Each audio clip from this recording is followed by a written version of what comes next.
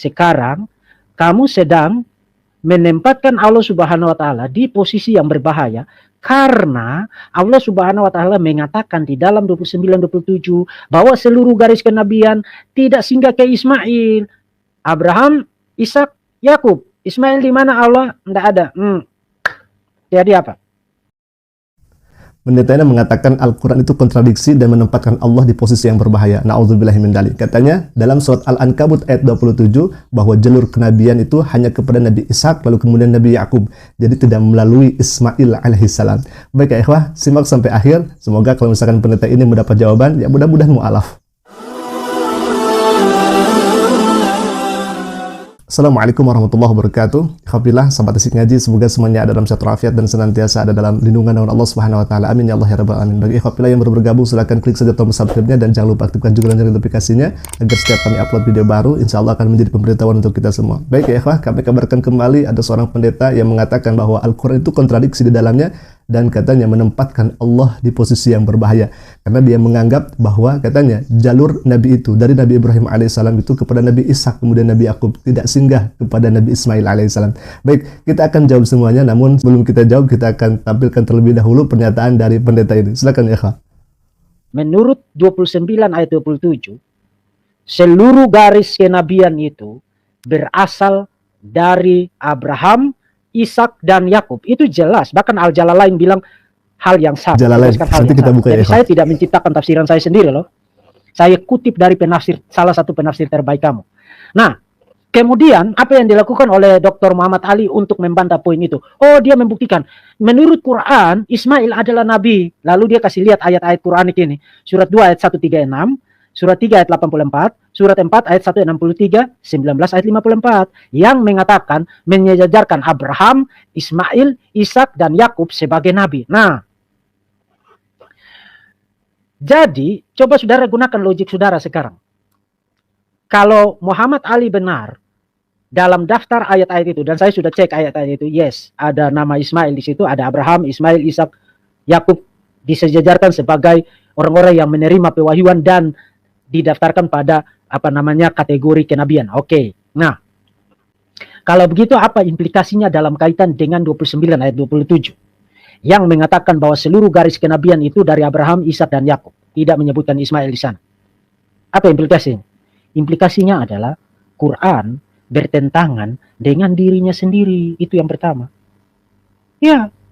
Karena setelah di dalam 4 ayat itu menempatkan Ismail pada kategori nabi, mendadak di ayat 29-27 dia bilang nope, tidak ada, tidak ada. Seluruh garis kenabian dari Muhammad, dari Abraham, dari Ishak, dari Yakub. Jadi kamu tidak membuktikan apa-apa.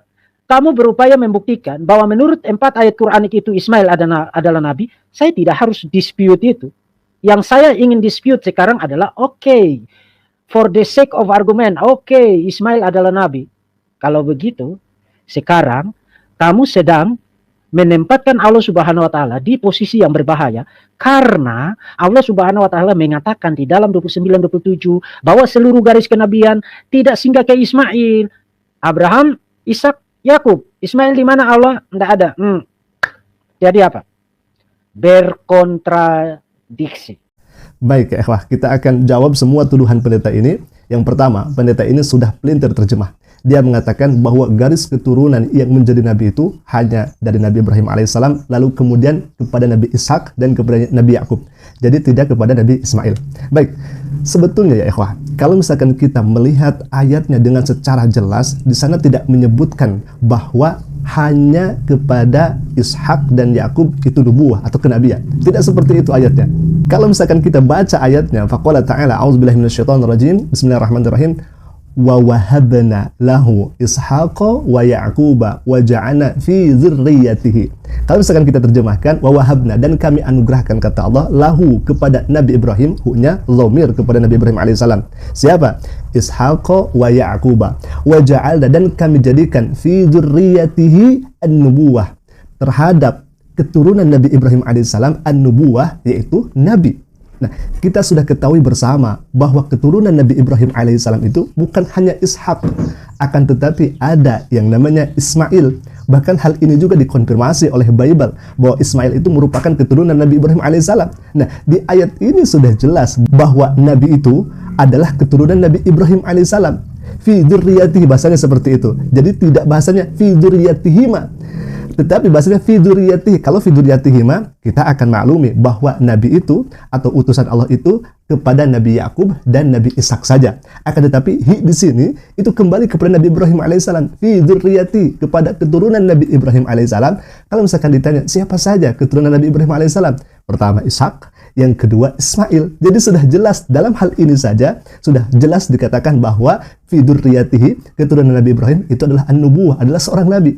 Jadi kalau misalkan bertanya siapa sih keturunan Nabi Ibrahim alaihissalam itu, kita akan menjawab yang pertama Ismail dan yang kedua adalah Ishak. Jadi inilah keturunan yang kemudian oleh Allah Subhanahu wa taala jadikan nabi. Dan yang kedua, di ayat tersebut tidak mengatakan bahwa Allah Subhanahu wa taala itu hanya menjadikan nabi itu dari Nabi Ibrahim alaihissalam lalu kemudian Ishak kepada Yakub, tidak seperti itu.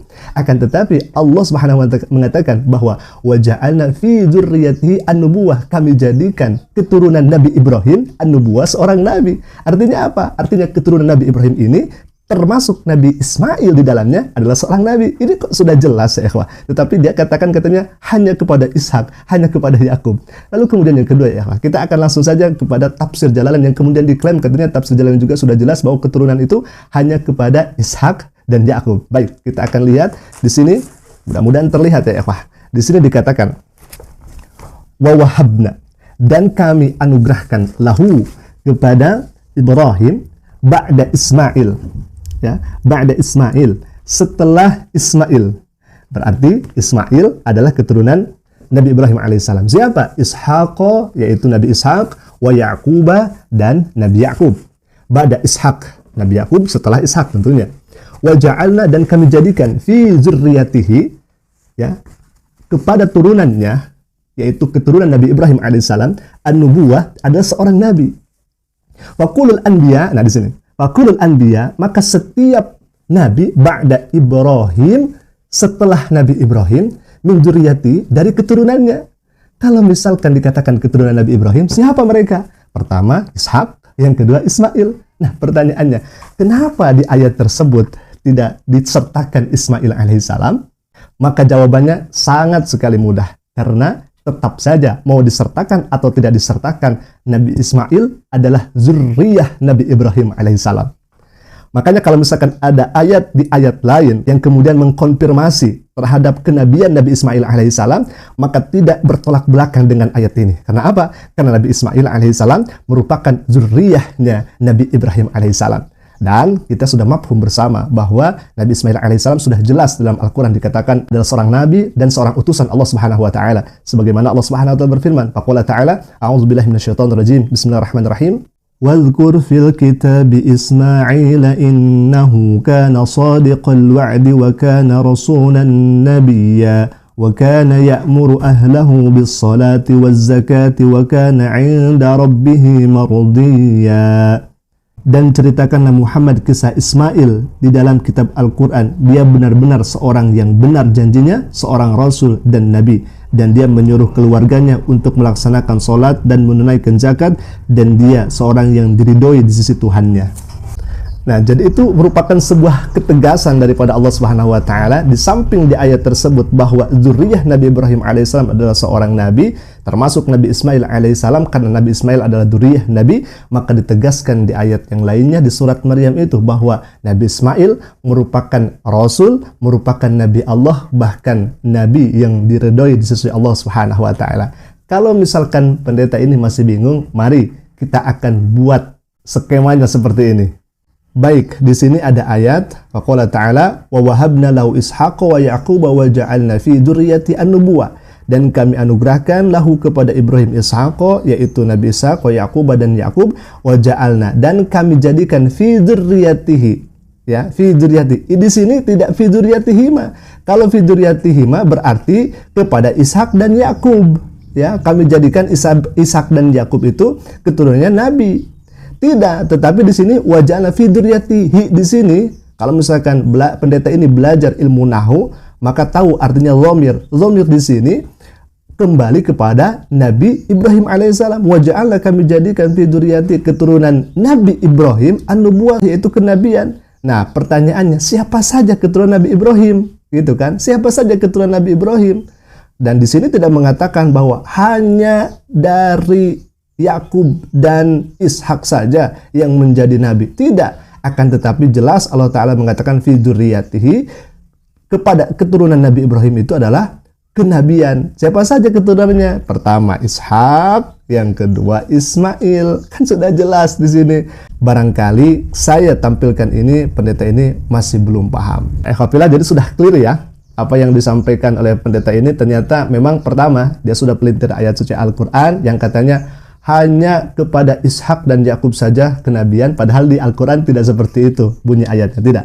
Akan tetapi dzurriyyatihi, keturunan Nabi Ibrahim itu adalah kenabian, diberikan kenabian. Siapa saja keturunannya? Ishak dan Yakub. Lalu kemudian Yakub kesananya menjadi nabi, kemudian Ismail kesananya menjadi nabi, yaitu kepada Nabi Muhammad sallallahu alaihi wasallam. Baik, ikhwafillah, mungkin hal ini bisa menjawab pernyataan daripada pendeta ini. Mudah-mudahan pendeta ini kalau misalkan sudah tahu jawabannya menjadi mu'alaf ya, begitu kira-kira ya ikhwah. Tetapi kami tidak memaksakan, akan tetapi ya kita hanya menjawab saja dan mengcounter saja. Semoga pendeta ini menjadi paham sehingga tidak membuat syubhat di hari kemudian. Alhamdulillah, mungkin itu saja dulu yang bisa kami sampaikan. Semoga bermanfaat. Aku qouli hadza. Assalamualaikum warahmatullahi taala wabarakatuh.